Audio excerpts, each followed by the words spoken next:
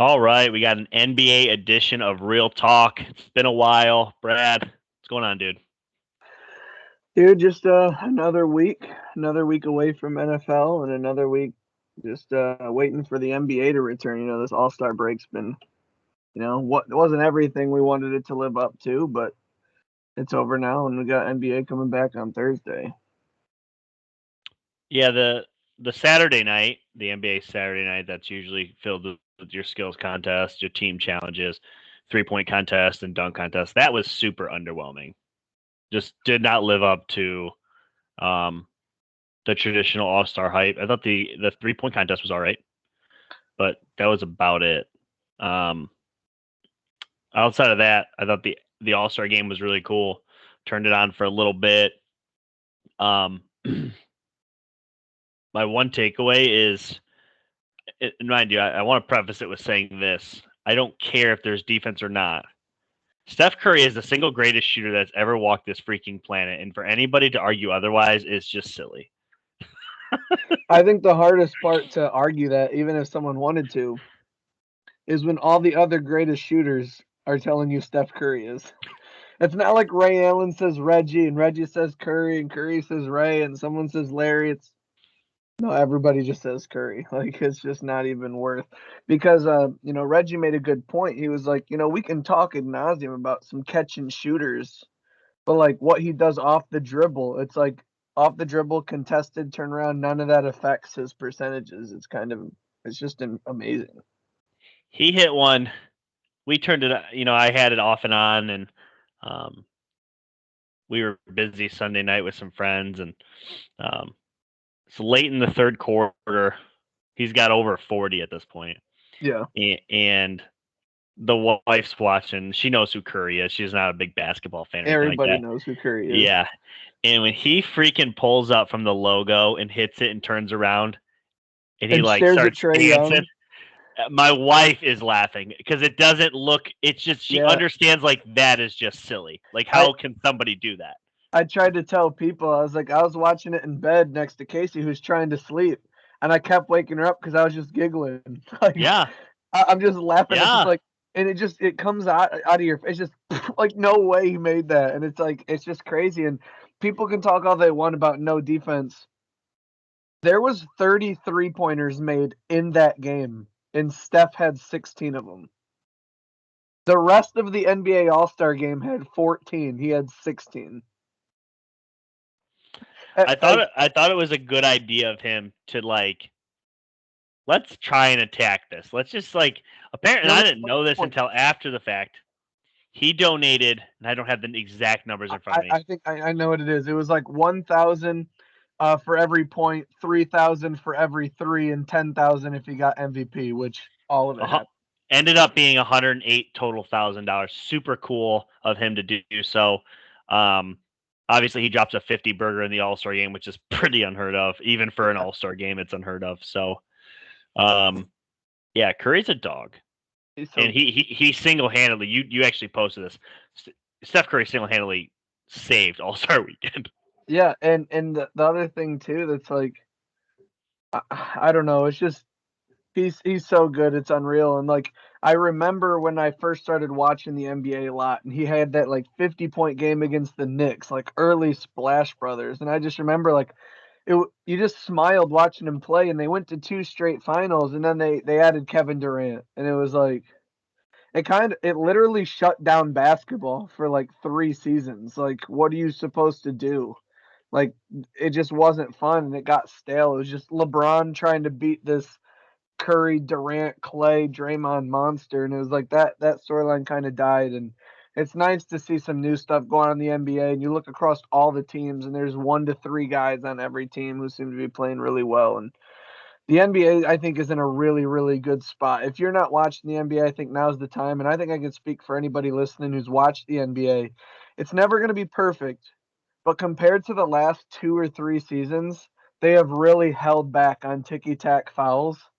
And there are tons of times in this season where I've been like, and one, or oh, he missed that layup. We're going to the free throw line, and play just continues. And it's really nice to see that kind of stuff. Of course, it buttons up a little bit late in the fourth quarter, but being able to watch NBA games and see less fouls, it's actually this is the best NBA season so far that I've seen in the last 2 or 3 years. Yeah, I gotta be completely honest with every listener. I have done very little NBA watching. I dedicated all my time to NFL and college, and lately it's been a little college basketball, even though Michigan's been pretty rough. Um, yeah, I mean, I follow headlines. I always do. I always follow the stats too, and obviously the news and notes. And I'm familiar with a lot of things that are going on. Let's talk about the big news. The obviously the NBA. The one thing that they've always done better than a lot of other leagues is just like their in season trades always seem to be very big. And their pre All Star, after All Star trades, or the trade deadline's always been a really big deal in the NBA. And James Harden gets traded at the deadline. And that trade looks like this. It is James Harden and Paul Millsap traded to the Philadelphia 76ers in exchange for Ben Simmons, Seth Curry, Andre Drummond, and 2 first-round picks. We haven't talked a whole lot of NBA this year, actually almost none. Ben Simmons, that storyline on Ben Simmons was basically a whole year thing. It had been going on since literally they got eliminated last year in the playoffs. And the James Harden story was roughly a 10-day story. It was like, oh, wait, did he say this? And then all of a sudden it's like, trade me today at the deadline. And shockingly, this trade went down. So, what are your initial reactions of the trade?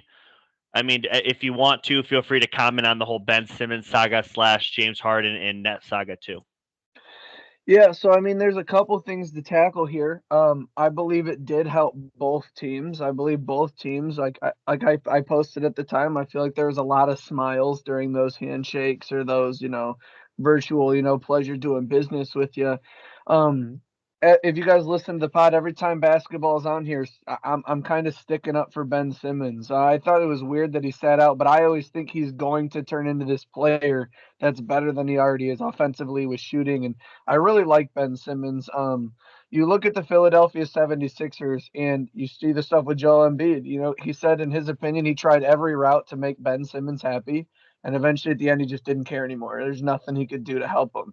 James Harden, when he left Houston and went to the Nets, he wanted to go to Philly then. Like he just wanted to go to Philly, thinks it would work there. I think one player who's really come to light here is Seth Curry. He mattered a lot to the 76ers, and now you look what he's doing with the Brooklyn Nets. A lot of people don't know this, but he's second all time in 3-point field goal percentage, only behind Steve Kerr. So I mean, both Curry brothers can shoot, and you look at the Nets after they acquired now Goran Dragic. They acquired a free agency. Their guards look like Kyrie Irving, Patty Mills, Seth Curry, Goran Dragic, Cam Thomas, and Bruce Brown. I mean, they're just loaded at the guard position. Kevin Durant still maybe the best player in the league. He did get injured, but when he's on the floor, I mean, we've seen what Kevin Durant has done the last 2 years. He's definitely a top player. Ben Simmons, I really like him. Again, he's first team All NBA defense. I just keep thinking, I would just love to see him shoot a three, just in the 76ers face, just at the net shoot. But even if he doesn't, what they did for him is they cleared out the lane and they have 7 or 8 really, really high percentage shooters. So I like what happened both ways here. I didn't think that the 76ers owner was going to give in. I really thought that he was going to hold out for the whole season and make him sit through it. I just think this is a better situation for everyone. When we see James Harden playing and we see Ben Simmons playing, everybody's winning. We want to see these guys on the floor. And the unsung part, Andre Drummond. I mean, he's putting up Andre Drummond stat lines: 14 rebounds, 3 points. Like he's just going to get you extra chances on the offensive end. And yeah, the Nets at the All-Star break are one of the scariest 8 seeds that I can ever remember. Watching basketball. So kudos to both teams getting it done. And now, honestly, we got what we wanted. We know where they're going. We know what they're going to be, and we don't have to hear about it anymore. They both got what they wanted. You didn't really touch on the Sixers, though.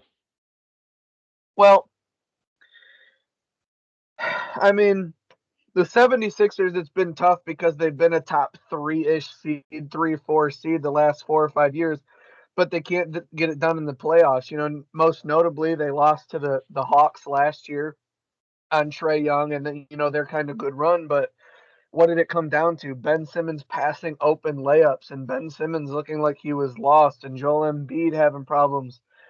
Now Ben Simmons is out of the picture, and you have Joel Embiid, who right now is leading the league in scoring. He is the #1 MVP candidate. He is the best center in the league. Nikola Jokic is obviously the only other one in that conversation. The defending MVP who could have back-to-back big men. But Joel Embiid, I think his game works tremendously well with James Harden. You look at the pick and roll opportunity with Joel Embiid being as athletic as he is, being able to stretch the floor. He can shoot the three. We saw that in the All-Star game too. I think it allows James Harden to kind of, you know, be that Rockets James Harden. Just go score the ball, do what you got to do, put up points. Having Tobias Harris as your third piece, I think, is really nice. But when you really start to look at it, and I'm sure we'll break it down in a little bit, but this Eastern Conference is loaded. It is so good. I mean, the Eastern Conference playoffs are going to be phenomenal. I cannot wait. Will the 76ers be left out? I don't know, but I can't wait to see James Harden actually get out on the floor. I'll be able to know a little bit more. But when you are a team going to play the 76ers and you know you're in for a night where you got to defend Embiid and Harden, there's not many answers for either of those guys. So that's always going to be a tall ask. So the 76ers are a good team. I like them a lot. I like their chances. I mean, Harden and Embiid, that's 2 top 10 players in the NBA. Yeah, so the Sixers, I'm not 100% sure on how the Harden thing is going to work out there. I'm a skeptic.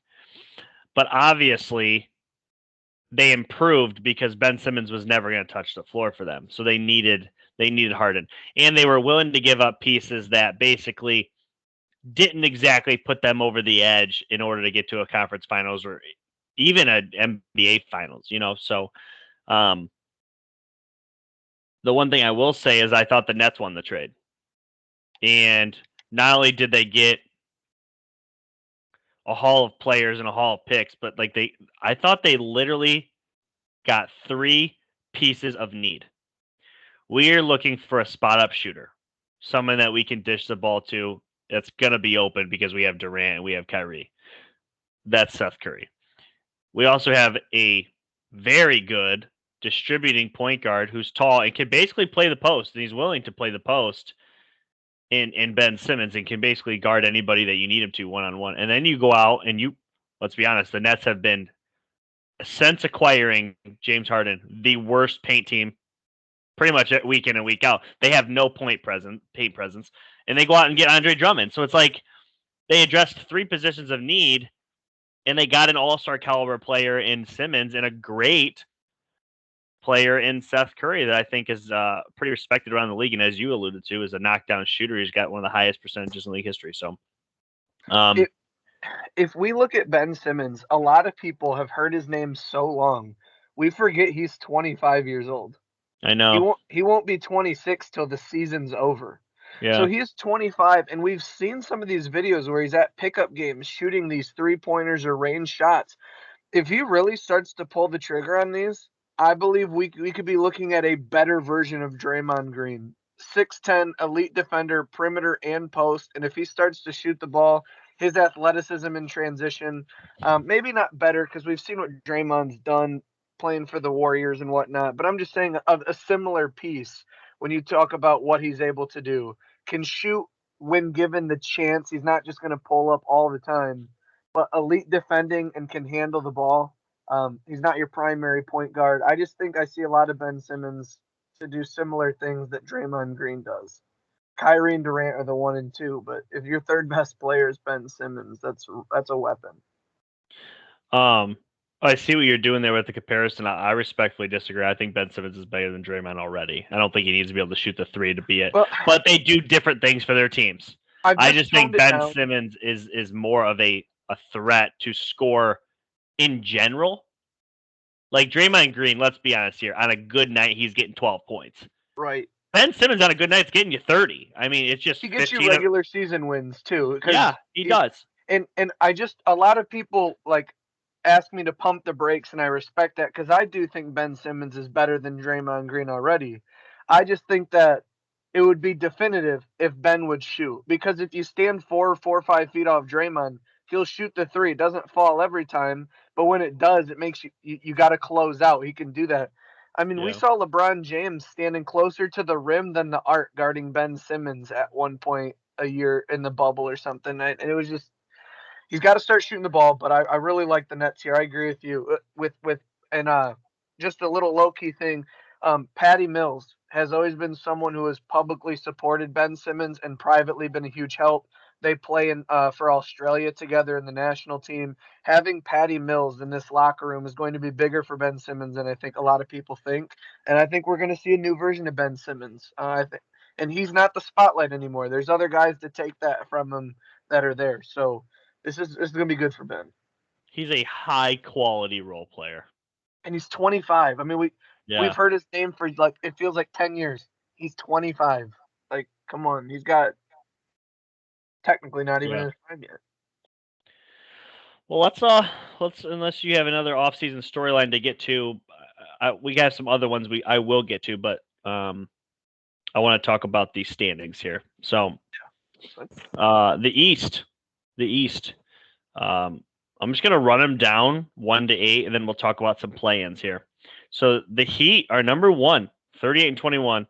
Right behind them are the Bulls. They actually have the identical record. Heat must own the tiebreaker. Sixers at 3.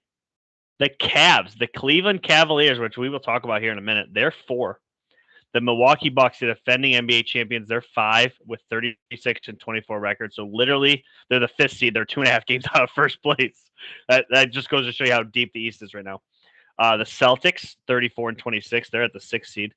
The Raptors shockingly came back on a year after tanking. Basically, they're 32-25, and then you have the Nets, who I do want to preface this by saying they did lose. I believe it was 9 games in a row earlier in the year. The Nets are 31-28. They're the 8th seed. Okay.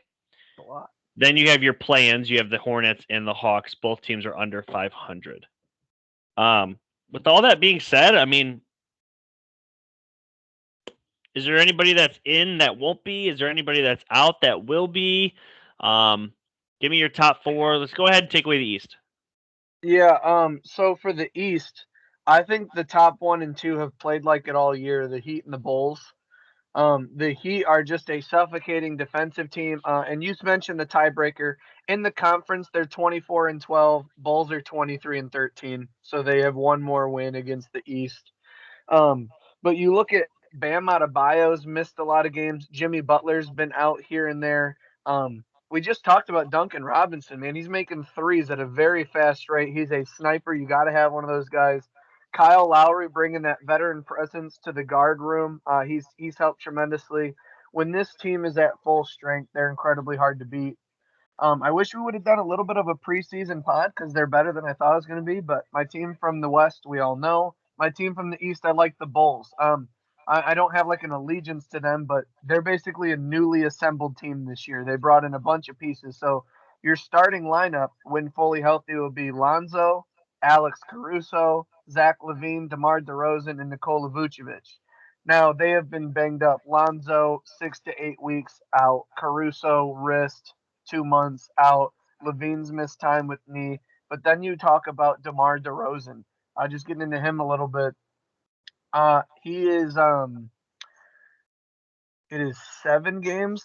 7 games he's scored 30 points or more, which ties the second most in Bulls history with Jordan's second most with 7 in a row. And he passed Wilt for 6 straight games, or he's tied with him, 6 straight games of 35 or more points on 50% shooting. He is, I know, Chuck, if you're listening, you posted something that said DeMar DeRozan is the closest thing to Kobe that we have in the league. Um, you're right, and it's wrong at the same time. He is, but he's still so far from Kobe. It's not close in how great he is. But in terms of mid-range game, he's the best. He's the best mid-range shooter I think we have. Kevin Durant is up there with him. But let's try and stay away from Kobe, MJ stuff with some of these guys. But DeMar DeRozan is playing phenomenal. He's carrying the Bulls. 76ers we just got into. Then you got the Cavs. The Cavs, it sucks that they lost Colin Sexton and Ricky Rubio, but they came in with the team, and we saw over the weekend Garland and Jared Allen, both in the All-Star game, both very young. Jared Allen is first in defensive efficiency in the NBA, and Evan Mobley, the rookie out of USC, is fourth. So they have two big men that's why when you look at the East, every team may have one big man, but the Cavs pose such a unique challenge to score on because they have two guys who are so dominant defensively down low. They're a really good team, and I know people may pay attention early when they were getting off to a hot start. Is this Cavs team fluky? Are they really good? It came out when they were like third in the East that they were playing the number one hardest difficulty schedule early on. And we're at the All-Star break and now they're 35-23. Locally, you got to be happy for the Cavs. The Bucks, I don't know. It just seems like sometimes they're on, sometimes they're off. They're 16-13 away, which I think is a little bit concerning considering that they're not a top 4 seed. But I think this team knows that their real ambitions in the postseason, they seem to kind of be on cruise control. The Celtics, however, real quick, that's super common for a team coming off a championship. Mm-hmm. You always see that. Yeah, we know Giannis is that guy. Chris Middleton can make his shots. Their role players know their job. Yeah. Celtics started off bad, and then they are the hottest team in the NBA. Not 9-1 in their last 10, and I mean, Tatum and Brown are a dynamic duo. I know in the Facebook group I was talking a little bit. Tatum's way better than Jaylen Brown. Well, not way better, but he's better. But the fact that they have two guys who are scoring options and defensively they're really good.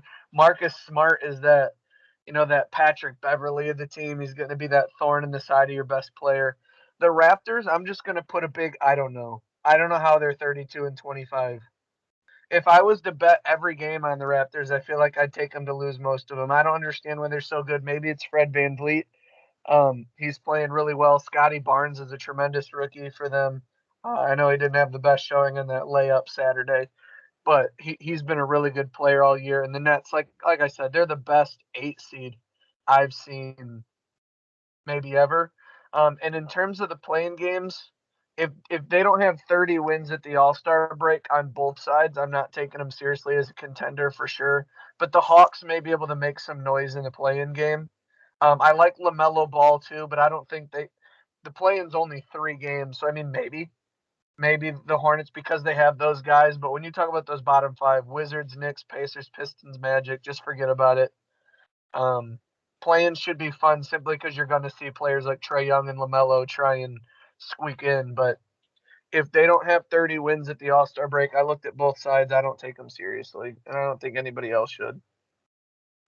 So, question 1 on the East. Yeah, let's run through them. I want to know who you think is going to finish top 4 in the regular season. And then I'll ask you your postseason predictions. But who do you think finishes top 4? You think this is roughly the same, or you think some teams start making some impacts? Do you want the order, or give me your 1 through 4? Yeah, I guess order. I think they get healthy and reclaim and end up at first. I'm going to take the Chicago Bulls to end as the 1 seed in the regular season. Okay. I think Miami Heat 2, so they flip-flop. 76ers get James Harden. I think it takes a little while to get going, but I bet they end on a hot streak. I'm going to keep them at 3. And although the Cavs are hot, I'm going to have them fall into 5 and the Bucks taking them for the 4th spot. So the top 4, Heat, Bulls, 76ers, Bucks. Look for the Nets to climb. I think they're out of their slump. They're going to be winning some games. I just don't know how many games are truly left for them to climb, 5-6 games past the rest of the East. There'll be some big games for them if they want home court. But I think the Nets possibly. I don't think they want home court. Exactly. They could play for not home court to get Kyrie in games 5 and 7. So yeah, the Nets are going to win some games. I don't look them to climb out of it, but like I said, the East postseason looks like it's going to be so much fun. Yeah, I think I'm with you. The Cavs are going to hang around, but I do think they fall to the Bucks as far as in the seeding here. I don't know how I feel about the Sixers. I think what I'll do is I'll take the Heat and Bulls to stay right where they're at, and I like the Sixers to fall 2 spots, Cavs to move up to 3, and Bucks to move to 4. And Sixers will probably look good, as you said, later in the year, but they won't in the immediate. And I think that'll catch up to them. So Yeah. they'll be all right. And I would love to see a Hawks Nets playing 7-10 matchup. That seems super fun to me. But at the same time, I could see the Nets getting all the way up to 6.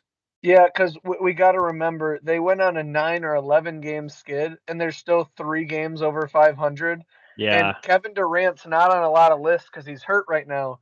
But he's technically, I believe he's second. I have a photo on my phone I can pull up, but I believe right now he's second in the league in points per game. Yeah. So he's a stud. Yeah. Here it is. He's third. The top 4 scorers per game right now are Embiid, Giannis, Kevin Durant, and LeBron James. Somehow, pretty incredible. All right. Ready to move to the West? Yeah, let's do it. So you got the Suns sitting at number 1. They've won. They're winners of 7 in a row. But sad news: Chris Paul is going to be out for about 2 months. Basically, they don't know.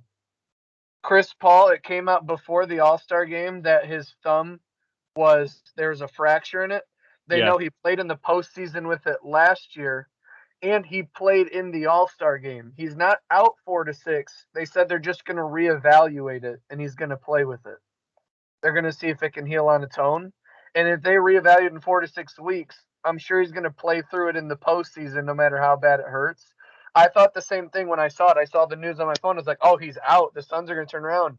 And then he got subbed in on the first substitution with, I think, Luka in the All-Star game. So I think it's just reevaluated. I don't think he's missing time. Wow. Yeah, it's kind of crazy. It's really weird. It's a unique situation. Yeah. Okay. Well, the Suns have won 7 in a row. They are the number 1 seed in the West, and they're not only the number 1 team in the West, they're the number 1 team in the league by a substantial margin. Number 2, though, this is the second best team in the league. It's the Warriors, and the Warriors, they got Clay back, and I mean, honestly, since they've gotten Clay back, they've done more losing, but they're still a very good team. Still one of the deeper teams in the league. They have been without Draymond, which I think has been a huge loss. Draymond literally got hurt right before Clay came back, so that's been a big loss for them. They're still without Wiseman. Fully healthy, I think this is the best team in the league, in my opinion, but they're 2. At 3, the Grizzlies, 41-19. Obviously, the Grizzlies this is a team that, you know, at least as long as this pod's been around, the Grizzlies haven't been very good. But John Morant playing elite basketball, he's got them 3rd, and they're the 3rd best team in the league too. Now we start to see some of the average teams, just like the East. You get the Jazz, 36-22. They're 12 games back from first place, so that's crazy to think. Yeah. You got your Mavericks here, 35-24. They're in the 5 seed. The Nuggets at 33-25. They've winners of 3 in a row. They're at the 6th seed. You got the Timberwolves. The Timberwolves are a team that's starting to finally see some playoff action. I mean, this is a team that's completely been out of the playoff picture for, 4, 5, 6, 7 years. They're finally getting in here, and not just the play-in. They're actually in the 7th spot, 31-28. You got the Clippers, the LA Clippers at 8. Been without Kawhi Leonard the entire time. There's been rumors all year that Kawhi could come basically back for the postseason. So this team just needs to stay alive, and then that's a complete monkey wrench in the whole thing. 9 at 27-31, so under 500. You have the Los Angeles Lakers. They're currently a playoff play-in spot. And then at number 10, and I'm not even sure how this team's 10, but at 25-34, you have the Portland Trailblazers. But they have, weirdly enough, won 4 in a row. Yeah, make sense. I don't get it. Not much to say about the Suns. Personally, I don't like them at all. I've never liked Chris Paul. I know he's good, but I never liked him. And Devin Booker, can't stand him either. But they're really good. They've got great guard play. I can't stand it, dude. I'm not even going to get into it. The Suns are the best team. I hope they lose every game the rest of the way. Probably won't. But 48-10. I mean, that's really impressive. They have a 6.5 game lead on a team that's 42-17. You got the Warriors. I mean, Steph Curry, Jordan Poole has been a nice role player that has emerged. Go blue. Andrew Wiggins, welcome to the NBA. Then Klay Thompson's coming back, and he's shown signs of the old Klay, but he's getting back into his groove. They haven't had Draymond a lot of games. Jameis Wiseman, they're still waiting on. Toscano Anderson, Gary Payton II. This team has a lot of, you go to the Warriors, you get better. I mean, how many more examples do we need? Under Steve Kerr and Seth Curry, you go to the Warriors, you get better. Grizzlies, I think they're the most fun team to have on your television. They are fast paced. They are up and down the court. They have some 3-point shooters. Desmond Bain, who's in the 3-point contest, has been shooting lights out.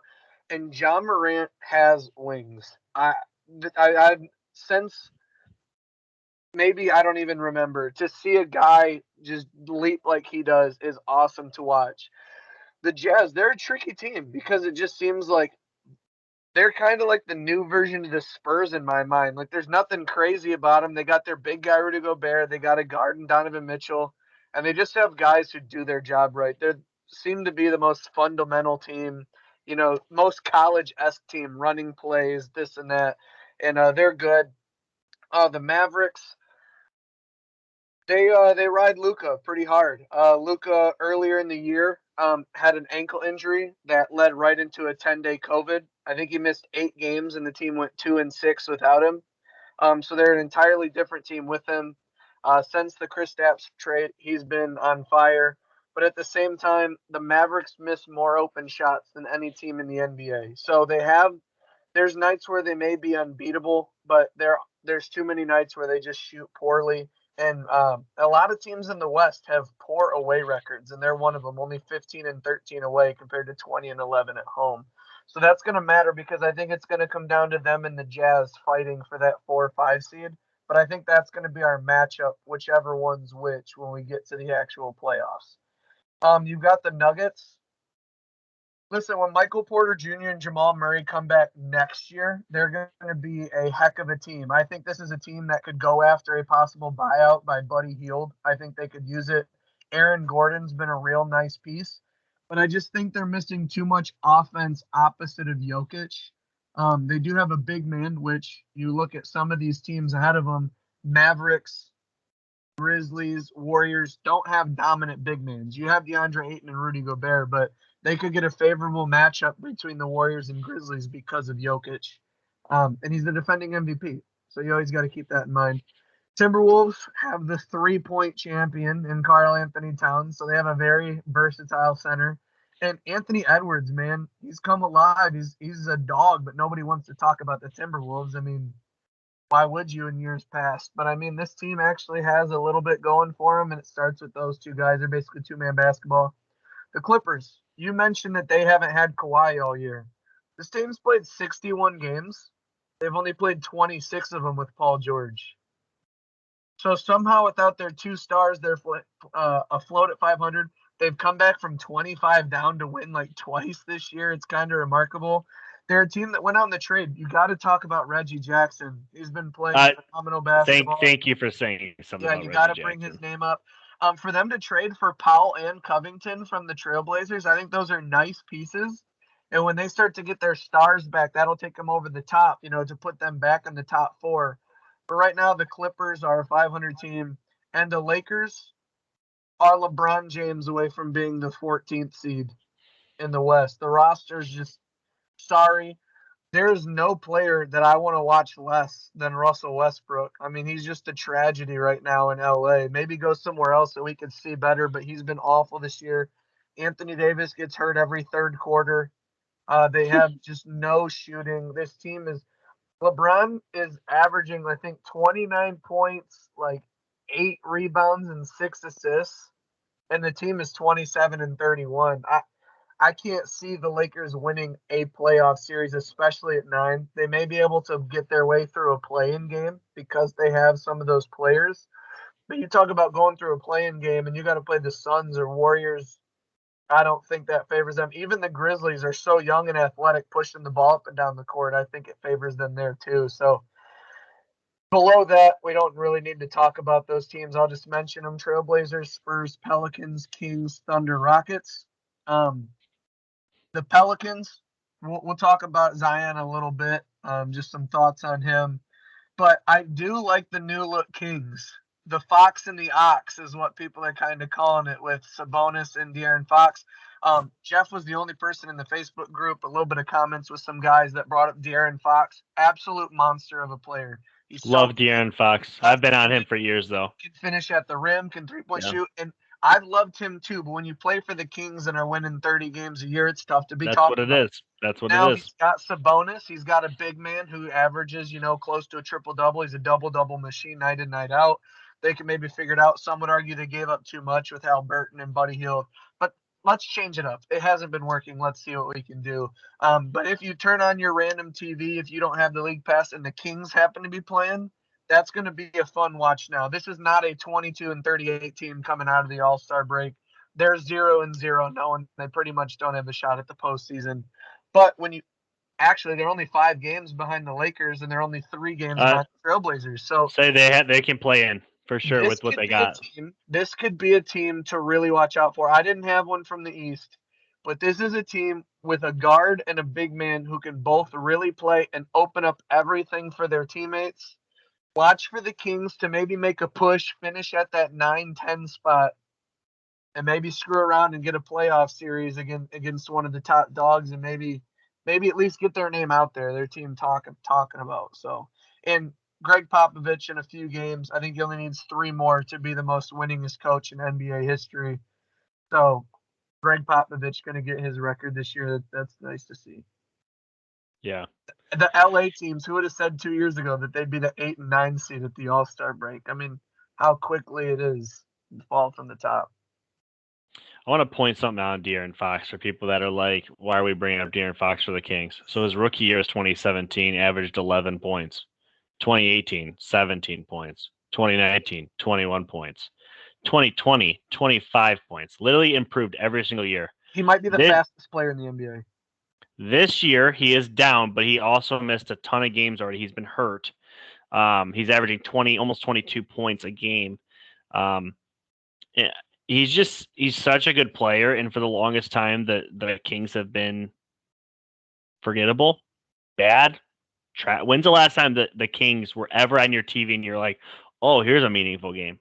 Like when Peja Stojakovic and Mike Bibby played. Chris Webber was on Webber was on the squad. Yeah, like literally, it's been years. So, I wish Fox would go to another team.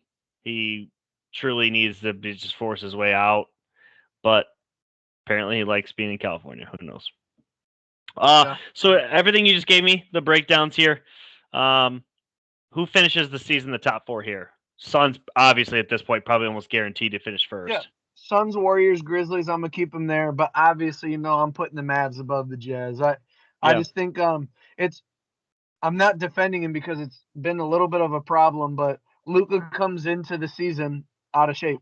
I mean, he's done it the last 2 years, and he plays his way in, and then it gets to about the All-Star break, and he's killing it. I mean, averaging 41 points in the last 5. And when you talk about the whole lineup, they moved Jalen Brunson into the starting lineup, and then they add Spencer Dinwiddie to join Tim Hardaway Jr. in the second lineup. The team's a little bit deeper, and they are a top 5 defensive team, which people always say Luka doesn't play defense, or the Mavs are, an offensive team. You think of Kristaps, the shooting, and well, he's gone now, obviously, but you think of them as more of a 3-point shooting, fast-paced team. This team, I think, is 3rd in the NBA in holding teams under 100 points, and their defense first, and they're just. I think they'll pass the Jazz. I think they'll be the 4th seed. Yeah. Okay. Yeah, I stand by it though. It'll be Mavs Jazz in the first round at the 4-5. I think those 2 teams they're right where they're at. I think it stays the same. I just think the Mavericks aren't as deep as a lot of these teams. They are 100% carried by Luka. So no. The Jazz's 3 best players are better than the Mavericks' 3 best players. They just it's Luka and then a drop off. If we were ranking them right now, it would be Luka, and then it would be Donovan Mitchell, Rudy Gobert, probably Conley, and then you would finally see another Maverick potentially. I'd have to look, but I mean, one of the biggest things every offseason are the Mavericks going to add that second bump to Luka, which Yeah. it's a legit question, but I'm not going I to don't sit here and act like understand why it hasn't happened. Luka's not a he's different. He's a different kind of player. He's a little bit more surgical, slow. It's kind of like I saw one thing was like he's kind of like Neo in the Matrix in terms it's just like kind of slowed down for him. Like he doesn't seem like he's moving fast, but somehow he always gets the shot he wants or he always gets to his spot. So it's like he's an interesting player to try and find someone to be a number two. He's just he's got one of the highest efficient what do they call it? He's got the ball all the time. I don't know what Usage. that. Yeah, he's got Usage. one of the highest usage rates in the NBA. So it's always going to be tough to find a guy, but you know. Okay. We'll save our predictions. We're gonna do more of these NBA pods, so we're gonna save our predictions as far as the conference finals for maybe another week. But Yeah. we're back talking basketball here. We got some more topics to go. I want to talk a little bit of Zion. So, the only proof I have is if you go back and you listen to episode 2, literally the second pod I ever did. I was by myself, and I did a segment called "Invest or Pass." And I made myself choose between Zion and John Morant, and I 100%. I was like, yeah, John Morant. This is the way the league's going. And I didn't project Zion to be a bust, but I was basically like, yeah, this is who I would take. And I understand why the Pelicans took Zion because you almost have to when you have a player like that with that kind of popularity. But I basically was like, John Morant's the better player. It's in my opinion, it wasn't close. What are your take on what the hell is going on with freaking Zion at this point? So it's kind of like when you have a quarterback and you're like he's too short or his hands are too small. A lot of times it doesn't seem to it doesn't turn out that way. So when Zion's coming out, he is a matchup nightmare with his athleticism. But is his weight going to cause injury? Probably not. Well, it did. And he's having a pretty significant injury, it seems like, at 21 years old.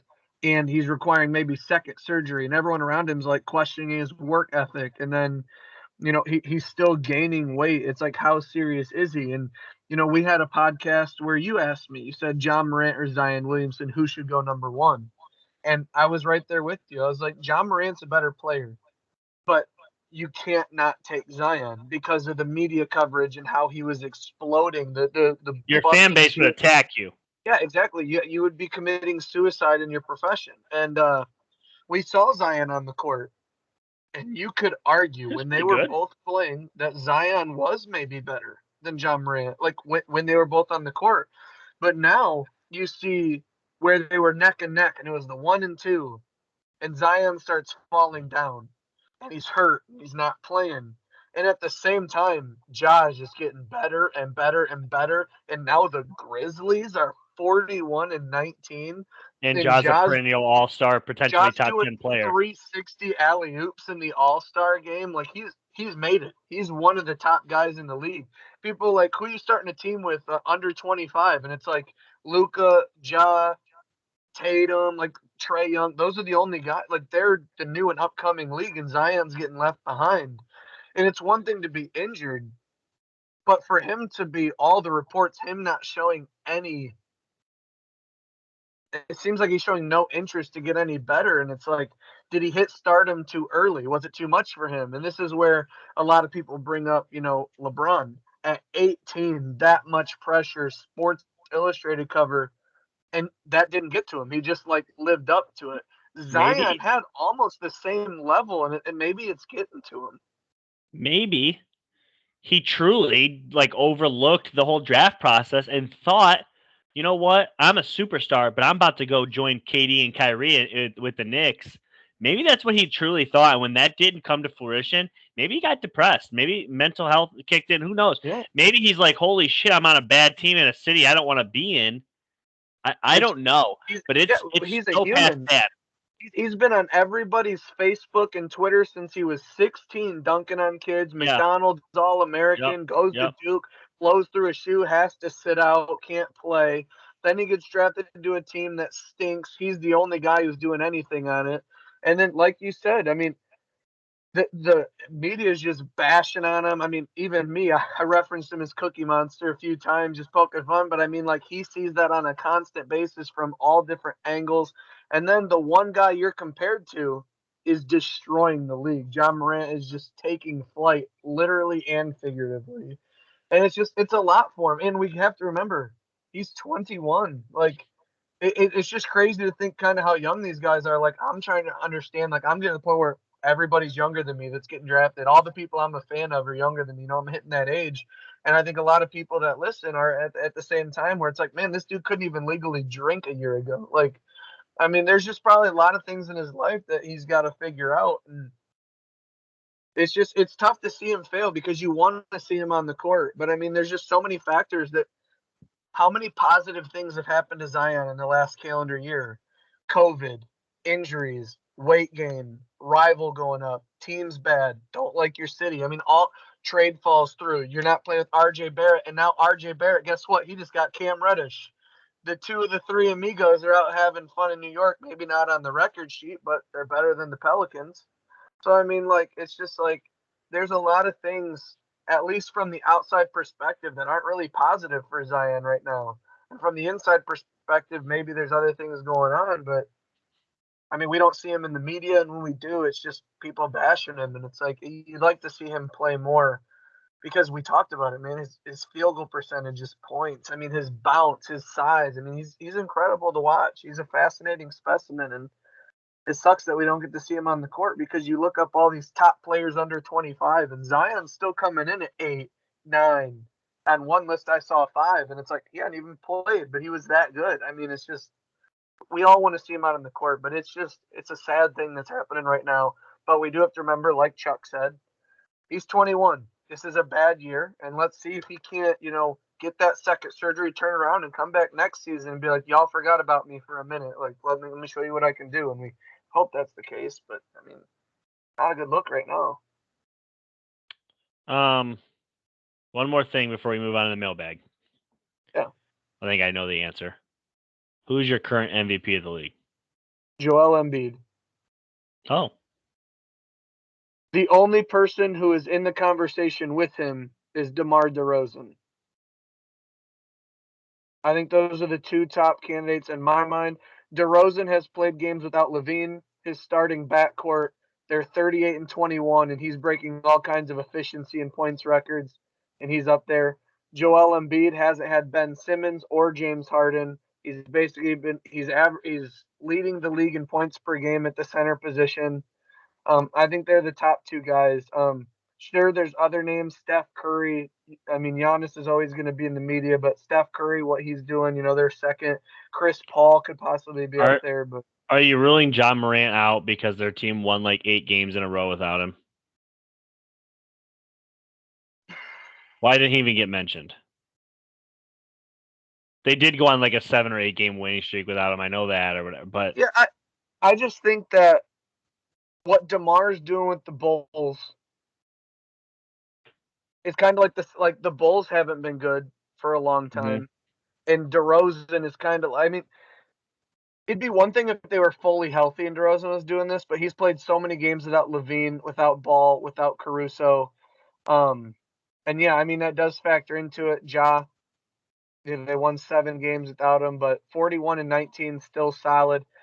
I just think a lot of times it's hard to argue with the guy who's leading the league in points, which is Joel Embiid. Yeah, that's fair. Right, inside outside game, and then DeMar DeRozan with all the injuries, being able to keep the Bulls not just afloat but still ascending in a really really competitive East. I mean, it's 7 games from first to 8th. So for him to be able to do that, like I said, there's other guys, and maybe I just forgot about Ja. But even when I'm saying Curry, Jokic, and Giannis, it's like I also think you're being extremely modest to your boy who's averaging 27, 9, and 9 this season. Yeah, because like I said, I mean they were like it was like 1 and 6 or 2 and 6 without Luka. If it was 2 and 6, they're 33 and 18. I mean that's a really good ratio with Luka. I'm always going to think Luka is one of the best players in the league, but I don't know if he'll have an MVP season with him missing so many games early. The team's only 5 seed. I don't know how to view it. But again, Sure. I'm that way with the Steelers too. It's hard for me to pump them sometimes because I don't want to be biased so bad that I Yeah. sometimes neglect, so. Are you ready for some questions here? We got quite a few good ones. Yeah, I enjoy the mailbag. All right, this one comes in. He got 3 in a row from Christian. They're all great questions. Christian Myers here. Will the Lakers turn it around and make the playoffs? Because 16, no, the play-ins, no. Because 20 of the 30 teams make the playoffs, the first part, will they turn it around? No. Second part, yes, they will make the playoffs because of the play-in, and they may even win the play-in, but this team's out in the first round. I'm not even going to give LeBron that. I love LeBron. I've always liked watching him all of his career. They're just not good enough to beat the Suns, Warriors, or Grizzlies, I don't think. Yeah, we didn't do a projection here, but here's a question: will the Sixers finally make the jump to the finals, completing the process? So obviously, I didn't have you do a prediction, NBA but Finals? I think that's what he means because they've Okay, made the conference yeah. finals. I'll be very vague because I don't want to give away all my predictions.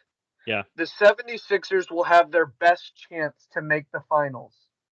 However, when they were originally like, okay, now they got Embiid Simmons, let's see how far they can go. Every year it's gone on, the East has gotten better. Minus LeBron leaving. Like the East is so competitive, the amount of teams you have to beat in a row. I don't know if they make it out of the East into the finals, but I think this will be the best team they have going into the postseason this year that they've had in the past 2 or 3. His is his third and final question. This is a great one. I think we could probably have a whole podcast on this. Let's try to keep it relative. How much does LeBron's comments about teaming up with Bronny affect Bronny's draft stock? So he doesn't really talk about LeBron here. He's just talking about Bronny's draft stock. And I'm not sure if you're familiar with it, Yeah, I know but exactly what's going on. I know the quote and okay, everything. But yeah. you So give it what? to the people who are listening; they might not know. Essentially, LeBron James' son has been highly coveted for a very long time. But now they're saying that he's not nearly the good as much of a player as they thought he was going to be. It's not like he's projected to be a lottery pick as of right now. Okay. Your favorite college team is probably not even heavily making a run at him. That is at this point, that's where it's at. Okay. Well, LeBron James basically said, not willing. I'm going to the team that drafts my son. Do you see his draft stock rising now? If LeBron is averaging 25, 8, and 8, which I don't see being a problem for LeBron right now in 2 or 3 years, Yeah. it absolutely does. The only way it doesn't is if Bronny's not even good enough for a team to want a 40-year-old LeBron that they would draft Bronny. The age gap is just, I think, a little bit too big. I think theoretically it's nice to say, oh, yes, it absolutely impacts it positively because people are going to want LeBron James. I don't know if people are going to want LeBron James. Like, you know what I mean? Like, Yeah. and if they don't draft Bronny, somebody's still going to get LeBron James, even if Bronny's not in the league. Is he just going to retire because his son's not drafted? It's a tricky question, Christian, but on the face, just up front, when you don't dig too deep, yes, it affects it positively because you're essentially trading a pick or trading up to draft LeBron James, and then you see what Bronny can become. Yeah, and I'm not just so we're clear, everybody's listening to this. I'm not trashing LeBron James' son, who's not even in college yet. That's not what I'm doing. Isn't he a He is sophomore? he I believe he's a his class in college will be 2023. So that would make him a junior this year, a senior next year, correct? Yeah. So the fall of 2023 is when he'll start school. He should be a junior right now. He's projected to be a 4-star player, but only has four offers, and all 4 of those offers, to my knowledge, have been around for like 5 or 10 years. Like literally when he was a kid. A lot January. of. Oh, sorry. Go ahead. No, go ahead. January 18th, 2021. It says he is in 10th grade. He is a sophomore in high school right now. Okay. So people Wow. are talking about his skill level. He still has 2 more years of high school, And and he's by 6'3". then, I believe the reason why it says 2023 is because I think by then it will now be an option again for kids to skip college. I think they're doing away with that rule. So he's still only a sophomore. I mean, he is 17, but he's still got 2 more years of high school to develop. So I just think that's why we just there's too much unknown about it right now. But He's LeBron 17 right certainly. now. Hmm. That's what I just read. Yeah, October 6, 2004. I wonder if he doesn't have to graduate high school.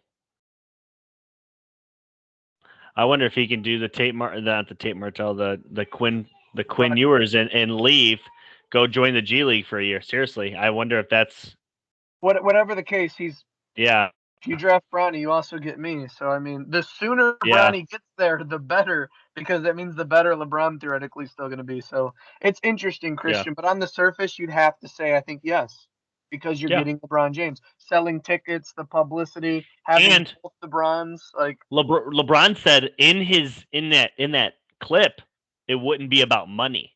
So you're basically probably going to get LeBron for a veteran deal just to make that LeBron team might loaded. pay the team to draft Bronny. I mean, he's got the money. He's got a Nike facility. What are we even talking about? Yeah. Um, non-NBA question on here. Do you want to go with it or not? Yeah, we can. I mean, just real quick. Not sure if it's been asked, but if they brought back pros versus Joes, what sport would you choose and why?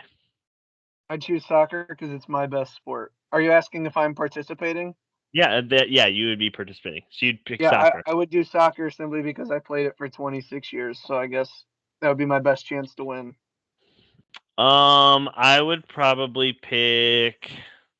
Gosh, I feel like my best sport's football, but I'm not beating Deion Sanders. Well, maybe today I could, but I don't I'm not. know. No, you couldn't. No, let's be honest. I'm gonna pick putt putt and just hope to God I can hang Golf. in there. Putt putt a professional sport. It can be. Get the Tiger Woods walks out with Oh, a green putter that's not fitted and says, oh my "Let's get gosh. after it." Come on. Second question here from Jen. How do you feel about the Bulls so far? I know how you feel, but tell the fans. And then, do you think they make a deep playoff run? Love the Bulls. They're on my TV every time I get a chance to watch them, and I do think they make a deep run.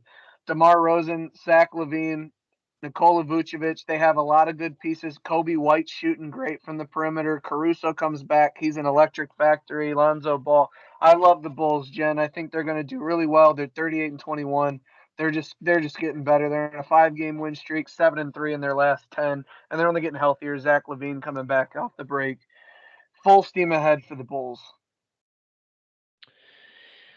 This one's from Jamie Lato. Is Zion the next Greg Oden or Yao Ming? Meaning his size continued to keep him injured off the floor. I'm not sure if he's insinuating that Yao Ming was a bust Well, because Yao he's Ming just. was not a bust. He was a Hall of Famer. I But think what he's saying is to different degrees, but both those players' careers were cut massively short. So oh, if okay. Zion comes back and he's relatively healthy, does he retire before 30 because like his just weight and Yeah. size is Okay. too much on his lower half? So does he play like 7 to 8 years, have a Correct. solid career, but Yeah, leave just early because he just can't? I mhm. get it. I get it. I say yes because he's 21 and he's already got the injuries and he had these concerns coming out of college. Is his body uniquely fit for his weight?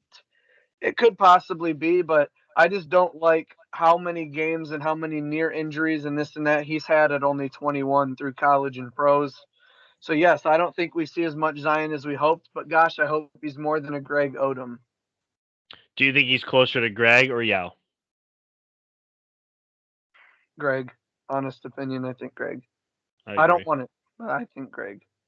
I agree. I think the league is better if Zion becomes a perennial All Star. He doesn't have to be Shaq, but he needs to. I think the league is better if he has a good NFL or a good NBA career where he's averaging 22 to 27 points a game, 8 to 10 rebounds, and he can become a 25 and 10 player. I think that's huge because he has a popularity and he has a phenom aspect of him that a lot of players just don't have for whatever reason.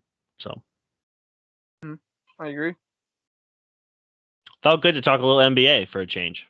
Yeah, I had a blast. I love the I miss the NFL, and as news and notes come up, we'll talk more NFL. But probably next week we're gonna probably shoot for an NBA pod again as we just get deeper into this season and closer to the playoffs. So Yeah.